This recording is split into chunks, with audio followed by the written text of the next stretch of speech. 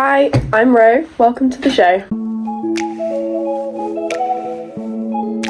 Welcome back to the Autopsy Book Club, a show that combines my English student love of books and my true crime research passion.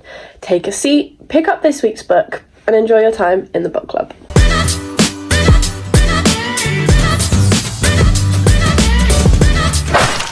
This week's case follows the serial sex offender Humbert, whose writings, published through his lawyer John Ray Jr., reveal the crimes of today's case. But that's ridiculous. Despite my typical fun-loving editing and presentation style, the details of this case are exactly the opposite of that. So I'm going to begin today's episode in a slightly different way by asking you to watch and pay attention to the following screen, in which I'm going to detail some helplines and advice that governments and charities have given to the public in order to help them deal with and stop this kind of abuse from happening.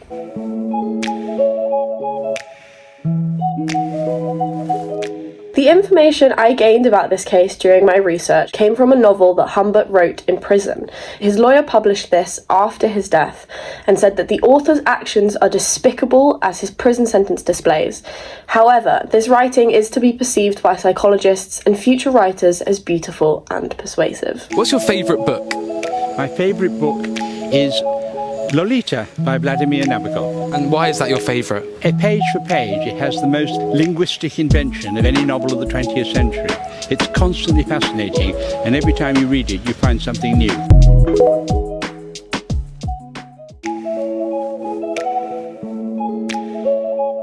In relation to the tonal presentation of this story and the way that Humbert's lawyer later describes it, I would like to point out that part of the reason why this case and this novel have been so controversial is because of the way that Humbert romanticizes his love for young girls.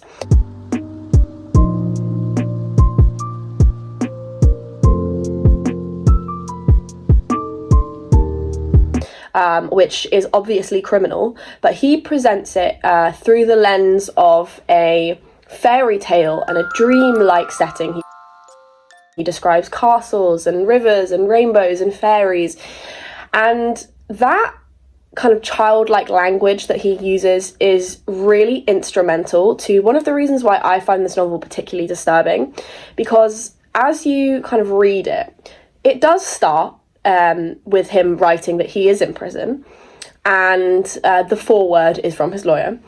But throughout the novel, a lot of critics who have written about this novel and about this case have found themselves becoming empathetic towards Humbert, not because of his actions, but because of his writing style.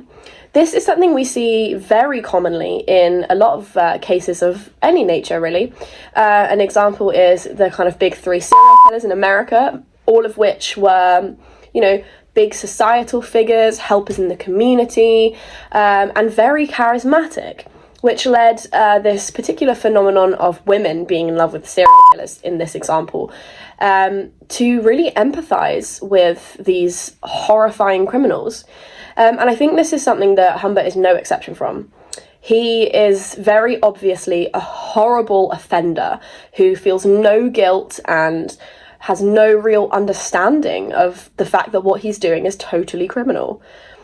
But he seems to be very, garner a lot of sympathy from a lot of critics. And, it's a really interesting way that literature and crime intersect in the way that I love and in the reason that I've made this channel in order to expose that to people. Life imitates art and art imitates life, and I think that's really important too. Before we get started, there are some serious content warnings for this episode that I really need you guys to pay attention to. These are murder, misogyny, underage sex, kidnapping, murder, mentions of prostitution, child sexual assault, paedophilia, and all topics surrounding that final one. This is an incredibly dark episode that has garnered the most controversy and admiration at the same time of any case I will ever cover, but I present this to you as a learning experience and an example of the way incredible literature such as this can be critically phenomenal, but narratively absolutely stomach-churning. If these topics aren't for you, please come back next week for a meeting more appropriate for you and your mental health.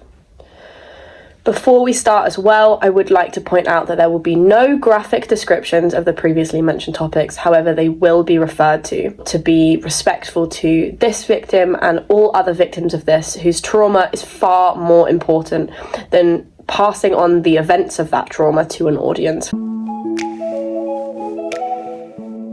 Dolores Haze was born in 1925 in New England, USA. She's brought up by her mother Charlotte Haze, who very sadly dies in 1937 after being hit by a car shortly after confronting her daughter's abuser. Anyone would try to run away from you! Dolores loved reading, fashion and dramatics. She was very social and helpful towards her mother before her death.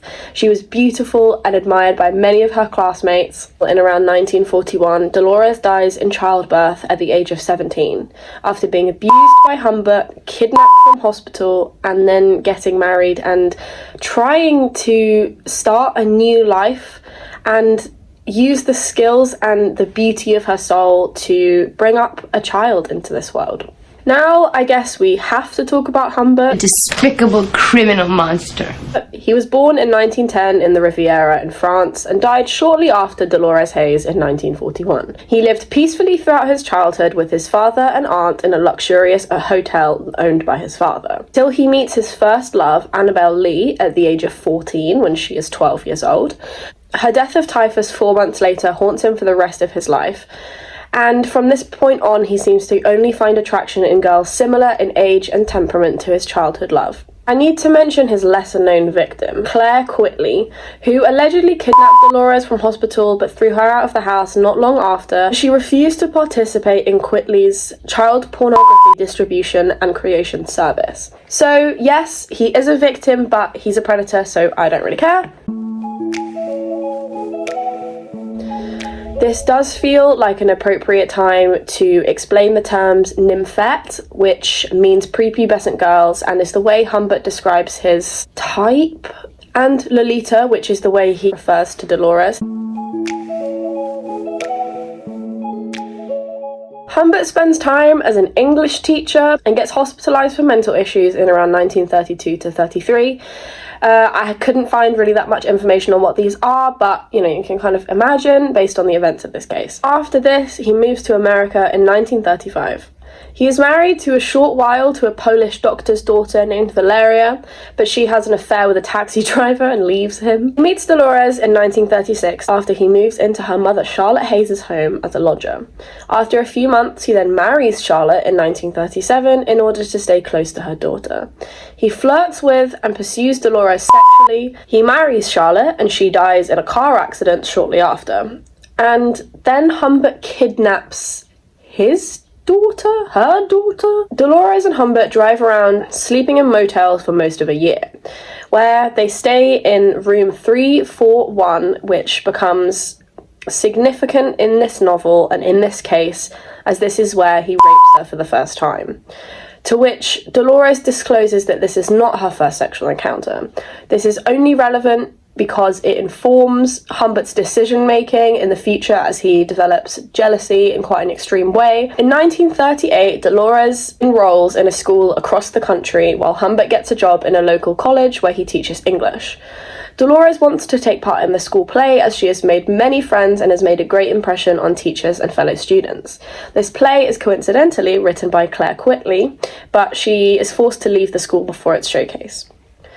She has learned at this time to successfully manipulate Humbert, and he equally threatens her into behaving through threatening to put her into an orphanage. Then, Dolores begins to show interest in boys her age, which I would like to point out again is totally normal and to be expected and encouraged. At this same time as well, Humbert becomes suspicious that a man is following them. He takes her out of school because of this man following them, and they go back on the road under Dolores' direction. Humbert becomes more conspiratorial about the man following them while they travel between motels, and he accuses Dolores of allowing the stalker's advances. Dolores becomes ill one day and is taken to hospital. Humbert's fears are confirmed, and Dolores is kidnapped by the man that has been following them, Claire Quitley. He aims to film and distribute her images for the purpose of child prostitution, taking advantage of the fact that she will later call him, even after all these events, as the great love of her life. Over the next 2 years, Humbert attempts to contact and locate Dolores. He has a short but ultimately unsuccessful relationship with a woman named Rita, who comforts him but doesn't fulfill his sexual desires. Meanwhile, Dolores has been kicked out of Quitley's ranch and gets to work as a waitress in a nearby town. Humbert gets back in contact with Dolores when she contacts him by letter, now pregnant and married to Richard F. Schiller.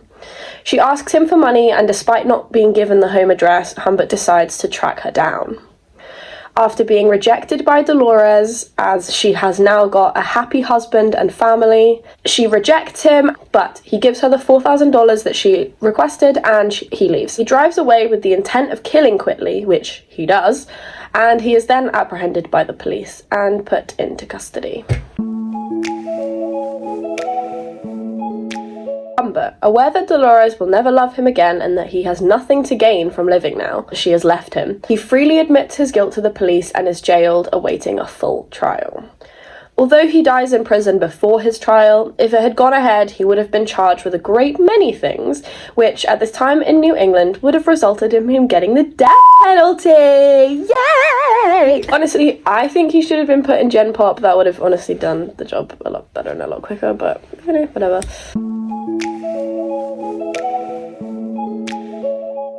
Thank you so much for coming to this week's book club. What I've learned from this case is that evil presents itself in all places. No matter how charismatic and normal someone might seem, be careful and protect the vulnerable. Everything you hit! In the UK, where I'm from, you can use the link on screen to access advice on how to protect yourself and your children from this type of abuse. Similar websites are available worldwide. And for the modern day parent, make sure you are aware of what your children are doing online, and remember that a child's safety comes indefinitely before your loyalty to the people in your life. That includes friends, family, religious leaders, etc. You mustn't do that. You mustn't ruin our lives. Look forward to seeing you in the next book club meeting, which is a lot more lighthearted. Charlotte, I've made us a nice stiff drink. Thankfully, we'll be looking at the Transylvanian Terror, vampire cakes, and our first deep dive into the supernatural on this channel. See you then!